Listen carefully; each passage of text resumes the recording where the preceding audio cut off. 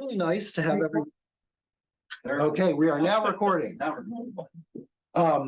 Wonderful group here, and I think you've seen their slides as we were going through. What we're going to do now is move into a series of questions. We've prepared some questions in advance, thinking that they might be of interest to you, and certainly as an opportunity for you guys to tell your stories and whatever comes to mind.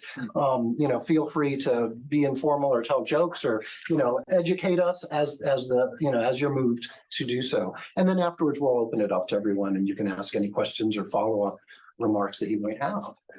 So the first question, as you can see, is please describe your current role and what an average day looks like. So who wants to take that one on? Who's inspired to describe your day-to-day activities? Are we going like in order or just want one of us to? Yeah, let's go spontaneously and see how that works out. I can go first. Mine's short and sweet. I work from home, and so each day is a different day. Some days I create some policies. Some days we're working on a purpose program right now where we are awarding our vendors awards based on their performance and everything. So it really just varies from day to day depending on what our focus is. Great. All right, so I can go next. I also generally work from home, but sometimes work from Tempe. And so as a consultant, I have like a handful of corporate clients that are on my plate. And depending on what our needs are, like what our projects are with them, I could be spending a day doing research, or I might be spending a lot of time in meetings, talking to people and trying to understand their needs. And a lot of the time they do come up with very spontaneous questions.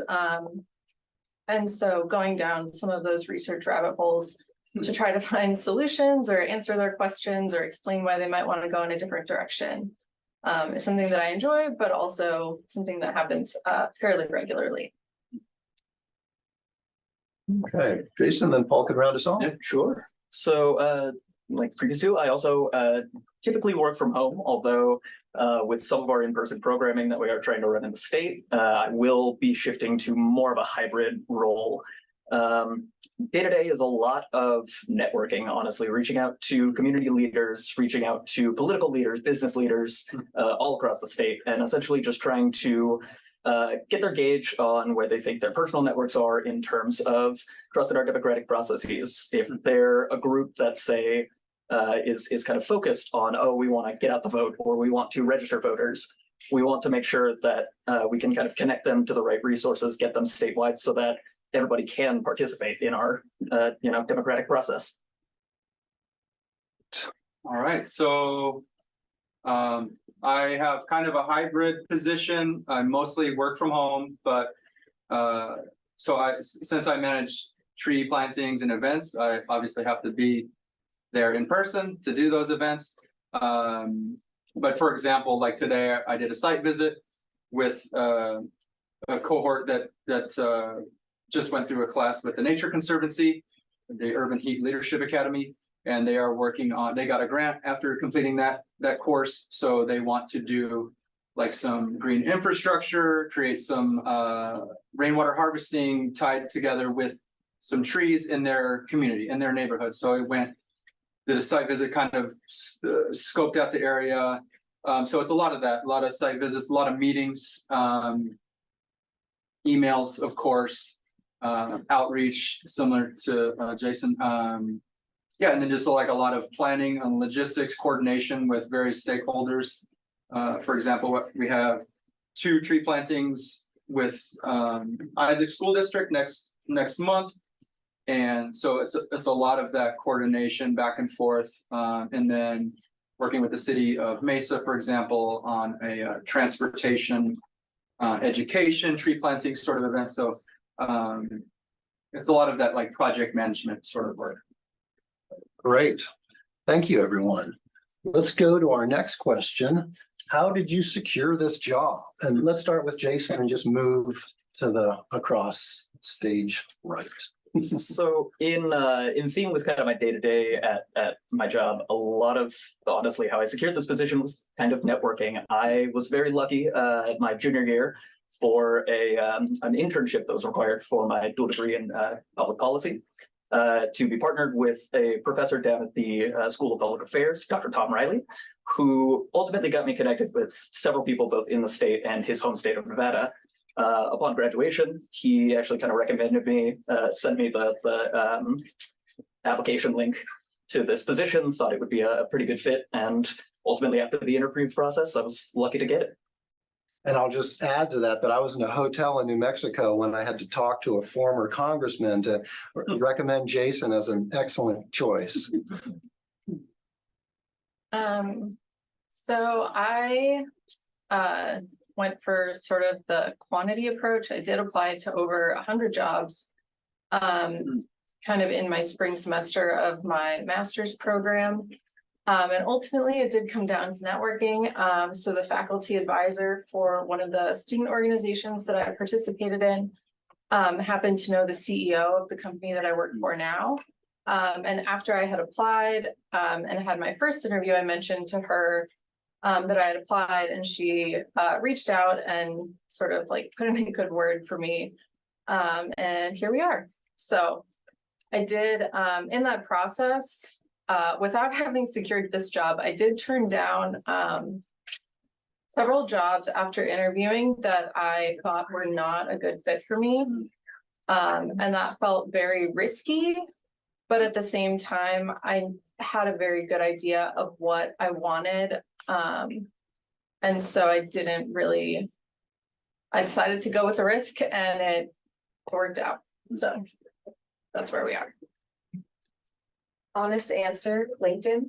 I just applied to a bunch of jobs, and in my first interview, I didn't really understand what they were asking, and thankfully, yes, she was surprised, and thankfully at that time, by the time that my second round of interviews was happening, I was probably about 3 to 4 months of writing my thesis, and so I was able to gain a lot more knowledge, and she was able to trust me and trust the process that I would eventually become the subject matter expert of sustainability within the supplier diversity team. So, and again, it started off as an internship, and I was able to grow from there. So,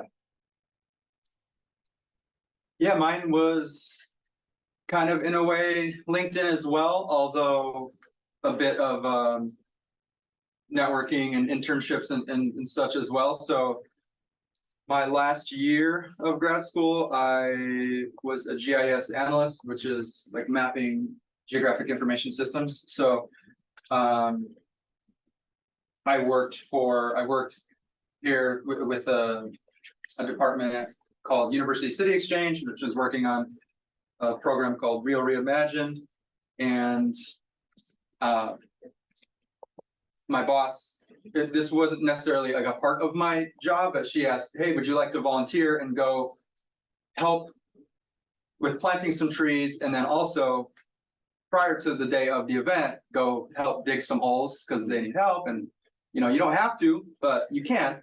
And so yeah, why not? Sure. I like trees. I'd like to plant some trees. And so I went and was digging some holes, and the organization that we were working with was the Arizona Sustainability Alliance. And so I made friends with Kayla, who was at that time the program manager. And so I did that for 2 seasons. We do October to April, so a fall and a spring planting season.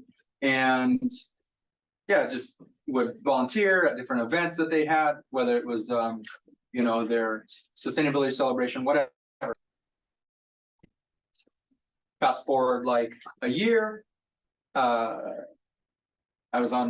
had met another person at an event, and they ended up becoming the marketing and communications manager. And then I saw on LinkedIn, we were friends, they posted about this position. And so, I think it probably did help knowing somebody, and not only knowing the marketing and communications manager, but knowing the program manager. And so I interviewed and got the position. I love these stories. Such a nice mix of perseverance, knowing what you want, but also networking, the power of networking, right? So it really sounds like you want to have a dual approach to things moving forward. All right, our next question is, how did your academic program prepare you for your current job? So let's start with Jason again. Sure. So this one is tough for me because I struggle to put maybe a particular class to it, but rather my experience as a whole. So over the 4 years as an undergraduate, and then again in my master's year with the Science and Technology Policy program, I think the biggest way that my kind of academic journey prepared me for this job is learning how to translate knowledge and ideas from very disparate groups of people with people who can often think they have the right of things, where it might be a slightly skewed point of view. And figuring out how to do that in a way that isn't going to just, rub people the wrong way, turn people off from the message, because the idea at the end of the day, at least in my position, is not to, champion one side or the other, not to, say, oh, there is a right way and everything else is wrong, but more so, are we following the rules that we have now? And how do we get people to see what these rules are for what they are, and not some extra piece of information that might be floating around out there? Great. Yeah, so how did the program prepare me? I think in a number of ways, sort of fundamentally, like gaining knowledge and experience with sustainability principles and what it means to apply those in a very practical sense. And then with the Master of Sustainability Solutions program, everyone sort of comes in from a different background. So my background was in healthcare and behavioral health. And some of my peers had backgrounds in finance or retail, or, you name it.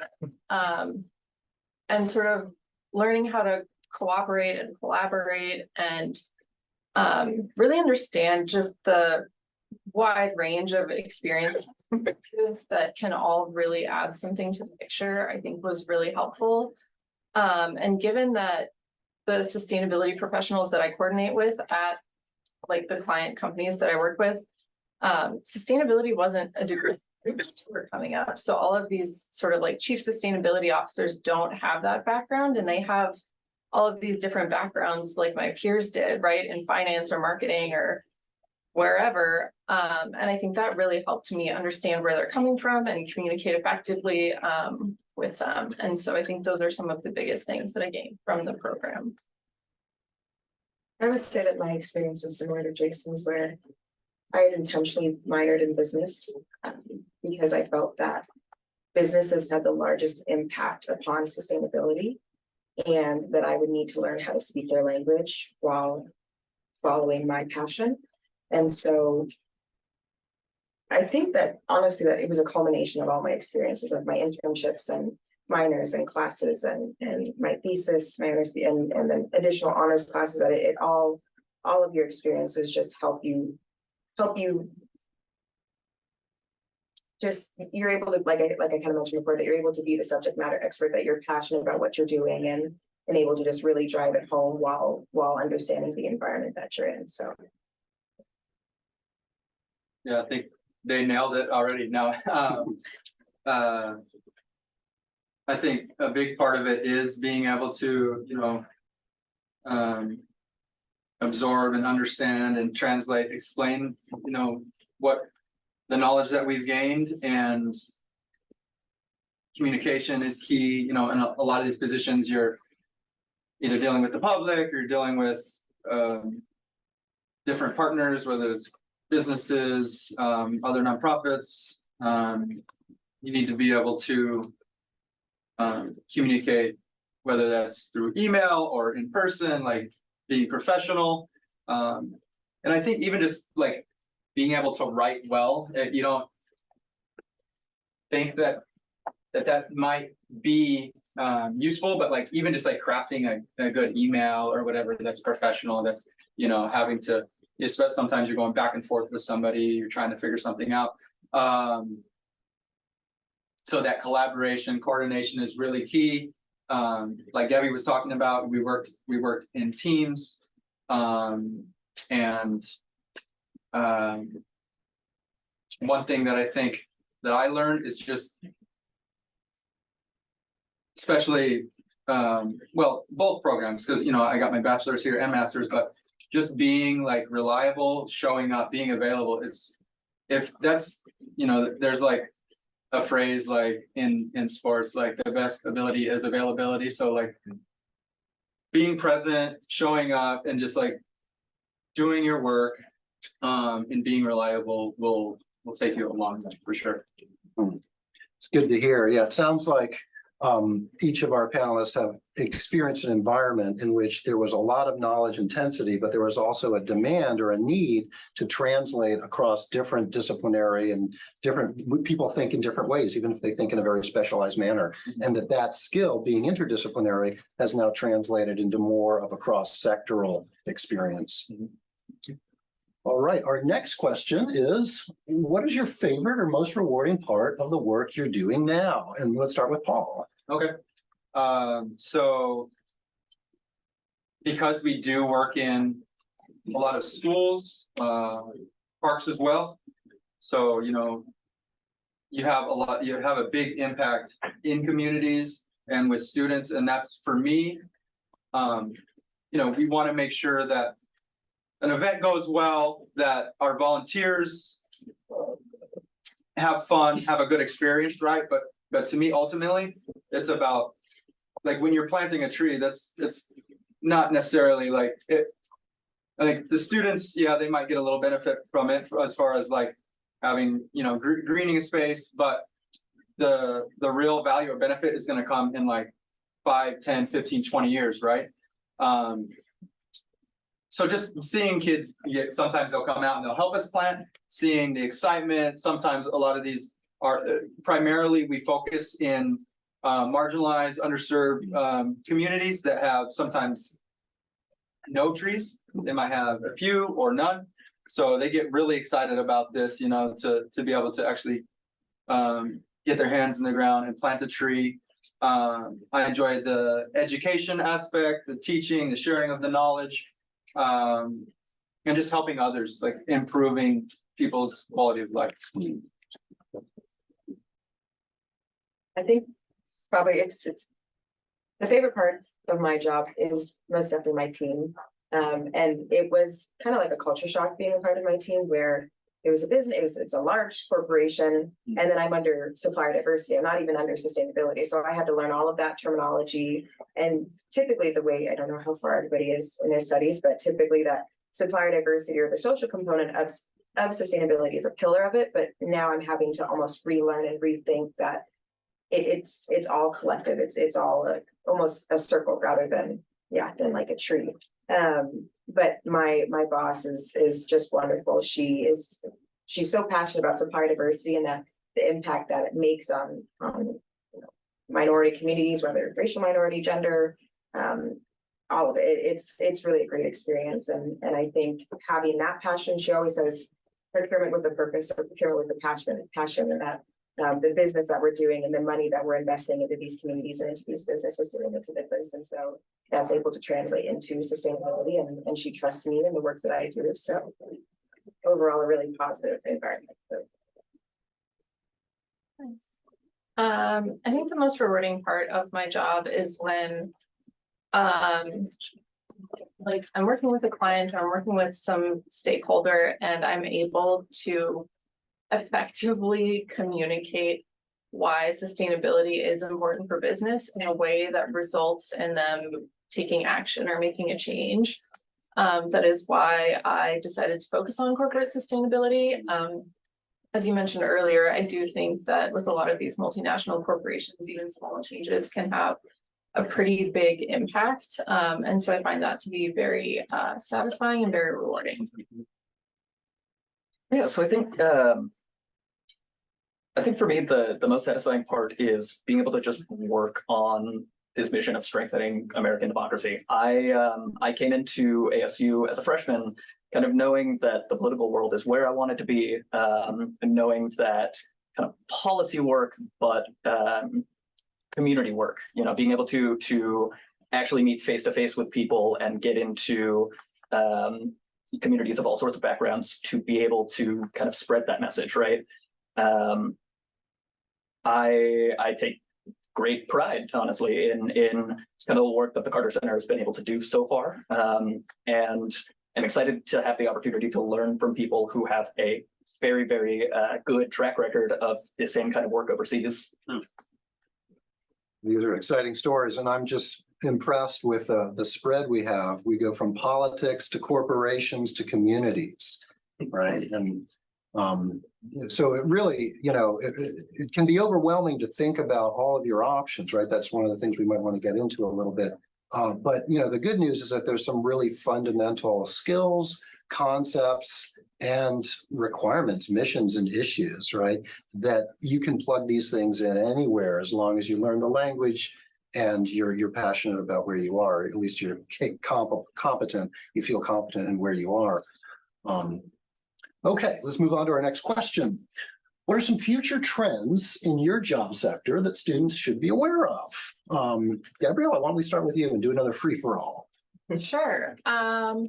So when I was thinking about this question ahead of time, I know this sounds like a non-answer, but sustainability is a very rapidly evolving field. And I think that the main trend is that it's going to continue to evolve. And so wrapping your head around the fact that it's not static, it's not stationary, and not getting complacent and like, okay, I already know how things are going to go. I don't think that's a helpful mindset. And so just being prepared for everything to continue growing and continue changing, I think is very, very helpful if you're getting into sustainability on any side of it, really.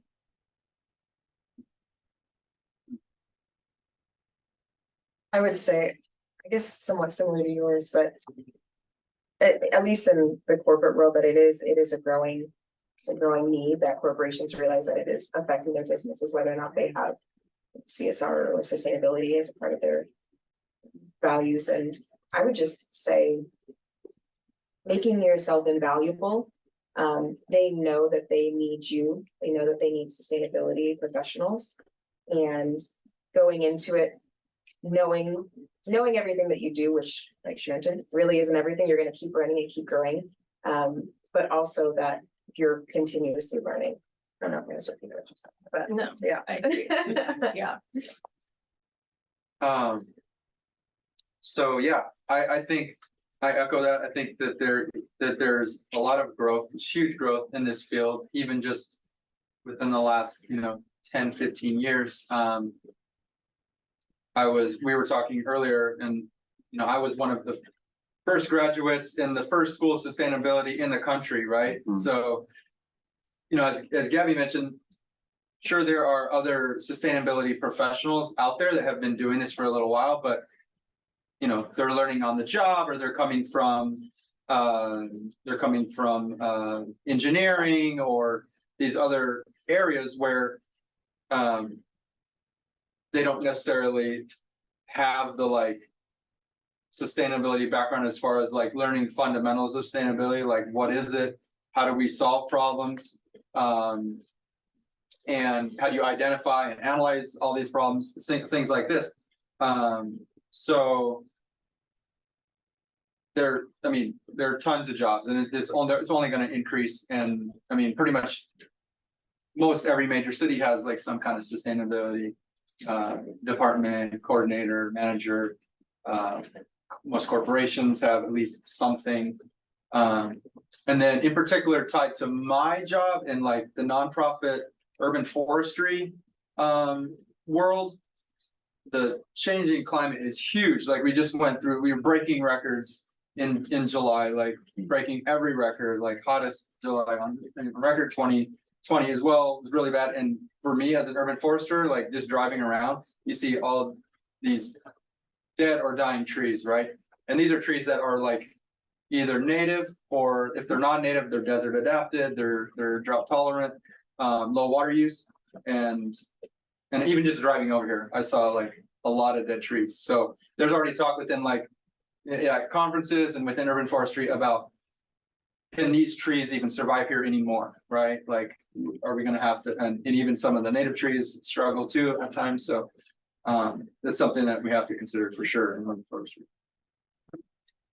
And then take a bit of a left turn from all of that. I think Simply put, it's the ability to have a conversation or a debate is a very needed skill right now in kind of the policy creation and just broadly the political world itself. In a lot of our interactions with community members, oftentimes it is a very kind of positive and constructive conversation. Whether or not we end up agreeing at the end is really neither here or there. But it's the ability to have those conversations, to not immediately shut down an idea that doesn't necessarily jive with you right away. That has been a massively important skill in creating what we call our Arizona Democracy Resilience Network, which is a bipartisan or nonpartisan group of community members from around the state. Doesn't matter whether they're registered R, D, I, anything in between. We're simply there to agree on three principles, right? Elections are safe, elections are secure, and elections are fair here in the United States. So the ability to have those conversations, knowing that it might turn into more of a spirited debate, and to kind of keep a level head during that is a very important skill to be able to have. Sounds like very important glue to hold our society together at the moment, too. More power to you and the Carter Center, Jason. Can I add one thing? I forgot. Please. I think that it's important to keep in mind that sustainability is something that really applies to everything. And we need a lot of people with like interdisciplinary expertise. And so if anyone has sort of like a niche interest or like a secondary interest, right? Like we need people who understand computer programming and sustainability. We need people who understand food and sustainability. We need people who understand name it and sustainability. And so I think it's something where rather than trying to narrow your interest to sustainability, like if there's something else that anyone is really passionate about, I would wholeheartedly encourage them to pursue that as well. Very good advice. Yeah. Okay, our next question is, speaking of advice, what advice would you give to students as they prepare to graduate and enter the career field? Okay, well, I think I just answered. Someone else can go.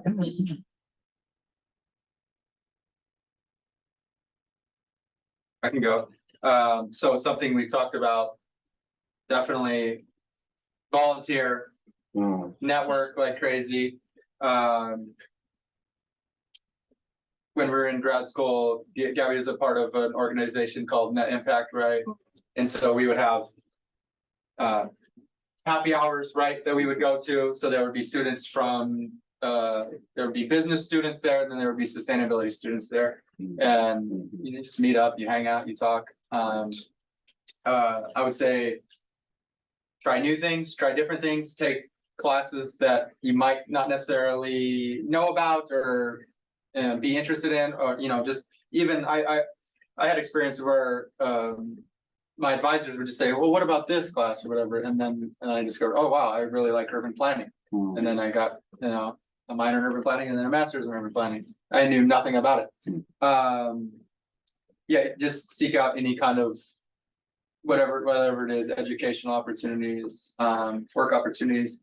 And then also I would say it's key to like kind of be thinking about what you like, what you're good at, what you want to do, kind of just like constantly. Like I didn't really know, even when I came into grad school, I'm glad that I had 3 years, because after that first year, you kind of already need to know like what direction you're going in. So that gave me some time. And by the end of that first year, I was like, okay, my focus is within urban planning is urban sustainability. And within sustainability is sort of like urban environment. So constantly be thinking of that sort of stuff as you go through your education. I think my advice comes from one of the first classes I actually took here at ASU. It was the Welcome to ASU class, ASU 101 or SFIS 101, one of the two. I forget the code, but one of our kind of early assignments in that class was go through the SFIS website or our college website and find a faculty member who you think is doing cool work and reach out to them. Just send them an email. And having that experience, kind of being forced to do that at first as somebody who's not necessarily the first person to kind of cold reach out to somebody, was empowering. And then moving forward, I was able to kind of take that lesson and develop strong relationships with my professors.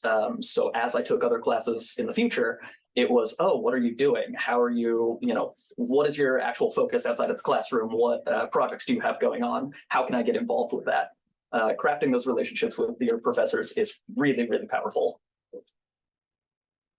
I would just say my answer echoes Gabby, and my own personal advice would just be going outside of the classroom and getting those extracurriculars, because it could, an internship or a job could be the difference of, you get a 4.0 in school, great, versus a 3.5 in your college career, and an internship and a part-time job, and then you have you founded a club, or all these different things. That's really good on these things.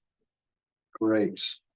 All right, we've still got some time, so let's do one more question and then we'll turn it over to the audience.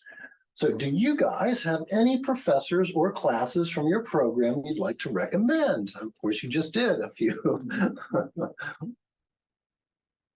Well, I can start off. If there's anybody in here taking any classes in the School of Public Affairs, I highly recommend Dr. Tom Riley.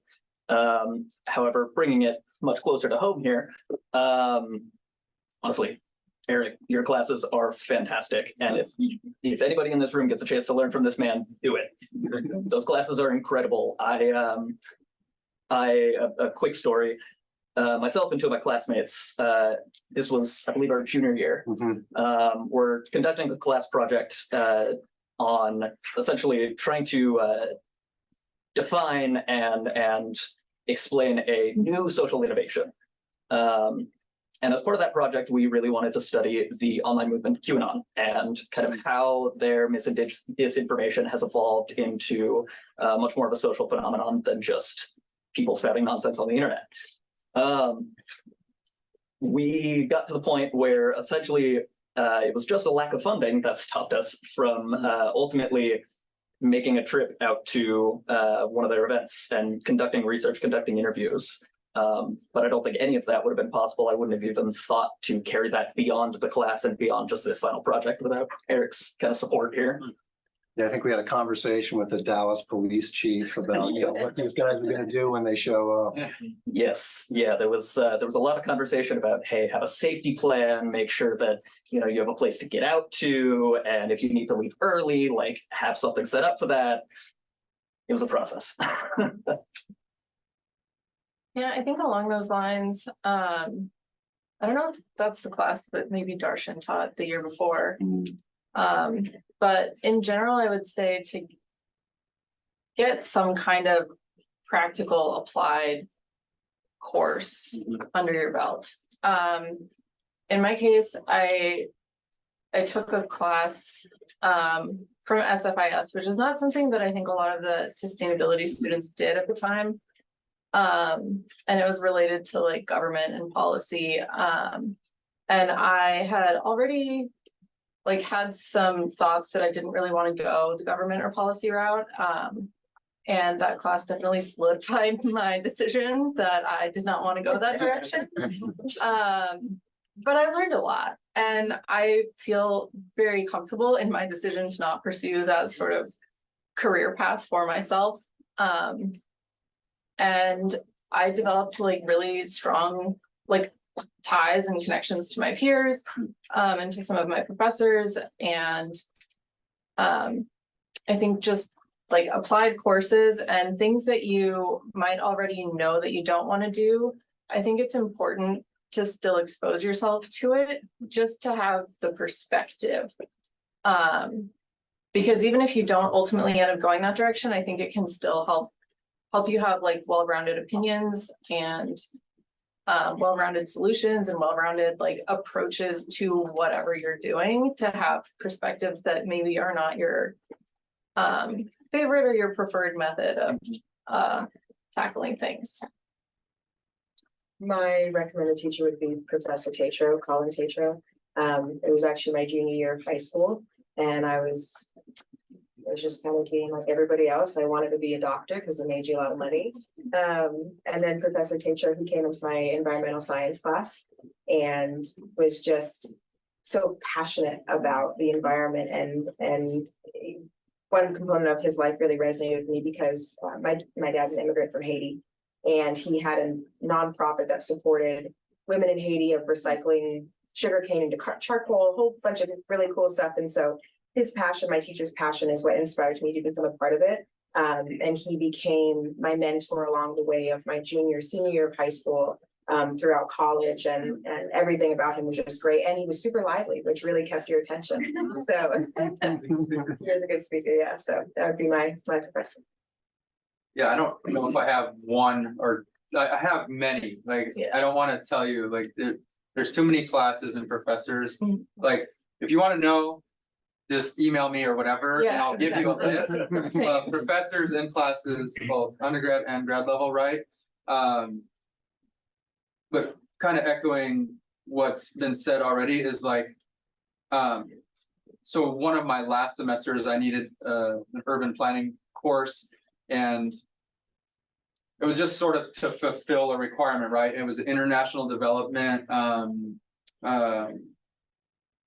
and planning course, and I was kind of like, like not super excited about it, right? And then I took it and realized, wow, this is like, because my thinking was that it was going to be like just typical like international development, and it was totally different than I was expecting. It was like looking at like a new perspective, like looking at the global north and the global south, and why development is the way it is, and like a Western sort of planning mindset, and I wouldn't have known. I just, so if you don't take chances, if you don't try things that you don't know about or think you're gonna like, again, talk to your advisor, and they might have a good perspective, or even your classmates. They say, oh, I had this class, I really loved it. So yeah, don't be afraid to take chances, and then again, reach out. And I just want to say, as a faculty member, it is really wonderful to hear your stories. And of course, my heart is warmed by what Jason said. It's really an honor to actually teach at ASU. I've been around the world at a number of different universities, and ASU really is special. It creates, and very intentionally tries to create, the kind of experiences that prepared all of you for what you're doing now and for what you're going to go on to do. So it's also really good to sort of have some of you who are new coming in, some of you who have recently passed through, some of us who are still here, to have that conversation going on, to make sure that what we do is vital. So thank you, guys. Let us now turn to the audience and take some questions and comments, please. How important is a master's degree? And I'm assuming it is because they all talk about having it, but what are the pros and cons of getting your master's degree directly after your undergraduate versus working first? Great question. Any thoughts? Maybe Jason, since you have the 4+1, that's. Yeah, I mean, honestly, a lot of my decision was based on convenience, frankly. The idea that I could spend 5 total years at a university all in a row and come out with dual undergraduate degrees and a master's degree was an incredible opportunity. It is definitely odd also entering into my field at 23 years old with a master's degree, being one of the youngest people in the room at all times, usually by about a good 15 to 20 years. So that could be a little jarring, and if that's not an environment that you necessarily feel comfortable in, or you would rather have more experience before going into that environment, maybe it is more worthwhile to kind of take that year, take that time. But there's certainly something to be said for the convenience and the cost effectiveness of it if you go, say, the 4+1 route. And then for me, I got a master's degree because I wanted to change careers. I did not want to be in healthcare. I didn't want to stay in healthcare, but also transitioning out of that is a little bit tricky. It's hard to market those skills. Like, you kind of get sort of pigeonholed as like, this is what you do, this is who you are. And it's difficult to get employers to maybe recognize your other skills in terms of like management or logistics or things like that. And so I had already tried to change careers without getting a master's degree, and it didn't go the way that I wanted it to. And so getting a master's for me was just an avenue to change careers. I don't know that it's necessary or like an improvement over a bachelor's, but for me, that was sort of like the path that I found that would allow me to get to where I wanted to be.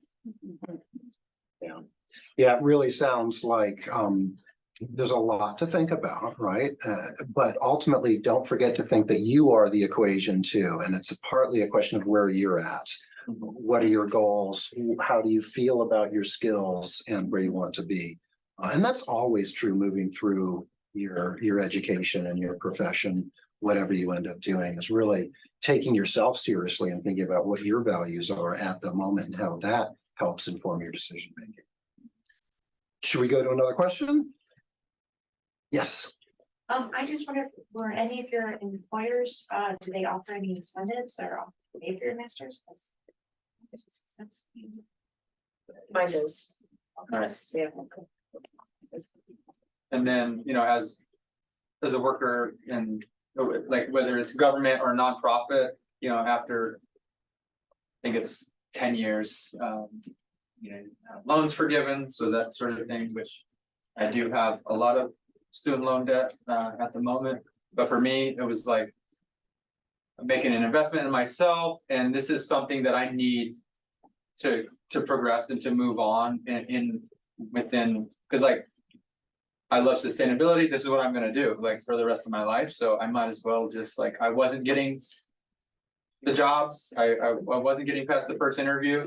I worked in sustainability, had a bachelor's degree in sustainability, but that's not to say that it can't be done. Like plenty of people do it, but I needed to make that step, and it was worth it. I don't So regret would it. you recommend, like, if you had to do it all over again, if you're 18 again, would you have done it the way you did it, where you got your bachelor's, worked, and got your master's? Or do you think you would have rather done it how Jason did it? I don't think I would have been ready at that age. There are people that do it that are very like focused and driven, and I needed those breaks. And I think for some people it's a benefit to take a break and get out into the world and work, and then come back. So I did that multiple times throughout my education and working career. Yeah. I want to quickly echo Paul's mention of kind of this loan forgiveness program. So there is, for those who may not know, there's something called public service loan forgiveness. So for people who enter kind of qualified jobs, both in nonprofits and in the government sector, after 10 years of making standard payments, the rest of the debt balance is forgiven in its entirety. And I think that also kind of played a big role in my own decision to carry on as far as I did and as fast as I did, was knowing that I wanted to enter that government sector, knowing that that was an option on the table for me, and that, might as well do it, sort of deal. Let's take another question or two. On Zoom, if we want to. Oh, yeah, sure. So Nick asked, what was the most eye-opening experience or realization after graduation or once you were settled into your job?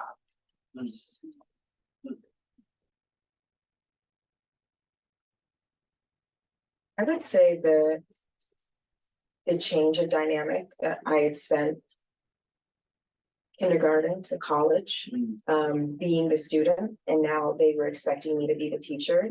And being 22 years old, I was like, I don't know how to teach you guys. And so I'm still learning that dynamic to today. And so I think that would be the biggest thing to be aware of, is that, as I kind of mentioned, these businesses, or I'm in a corporation, but these businesses need you, and so kind of be prepared to educate other people on your passions. For me, I would say one thing that was kind of difficult, challenging, like sort of a rude awakening, was like after graduation, I didn't have a job lined up. So it took me, from May to I got hired in February. So I would say just like be aware that could be a possibility and don't give up. I was just kind of doing whatever I needed to do to survive. So whether it was like going to Colorado and like painting with my brother-in-law, or just like delivering food or whatever it was. And then I just like kept looking. And then and then an opportunity just presented itself, so. There may be, just like with anything in life, there's gonna be challenges, and just like, if you're committed to it, just keep going, and then something will happen eventually. Yeah, maybe to echo Bridget's comments a little bit, it's definitely that dynamic shift that was a weird, not necessarily a rude awakening, but certainly just a weird dynamic to try and jump right into. I mean, I distinctly remember the first time I met one of my bosses kind of in person, former Congressman Ron Barber from Tucson. He and I sat down for coffee and just kind of started talking through, hey, here's the work, here's what we're trying to accomplish.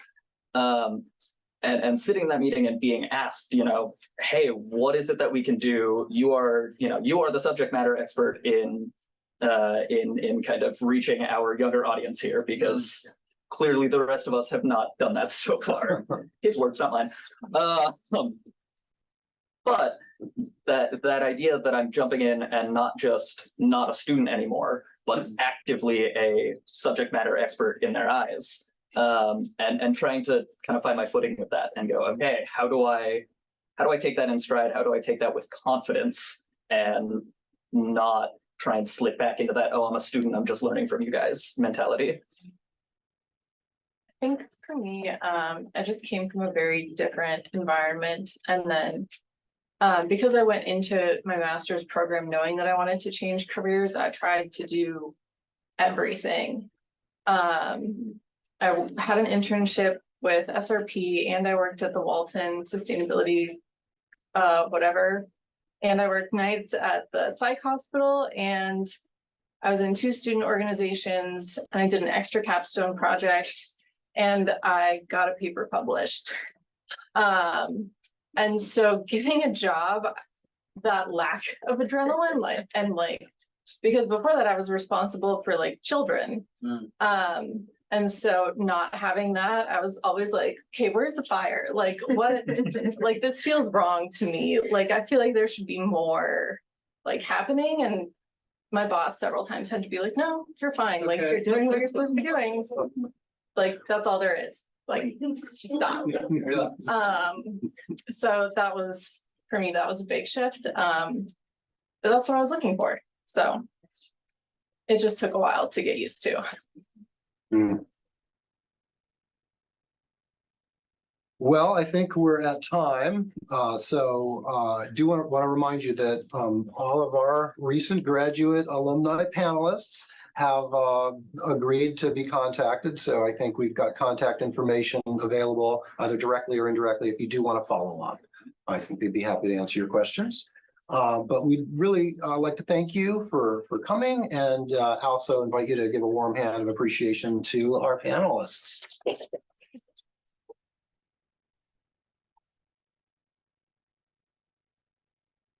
So there's another event that starts now, and it's downstairs on the very first floor in the breezeway, and you're welcome to go down there and mingle. Thanks again for coming, and best of luck to everyone.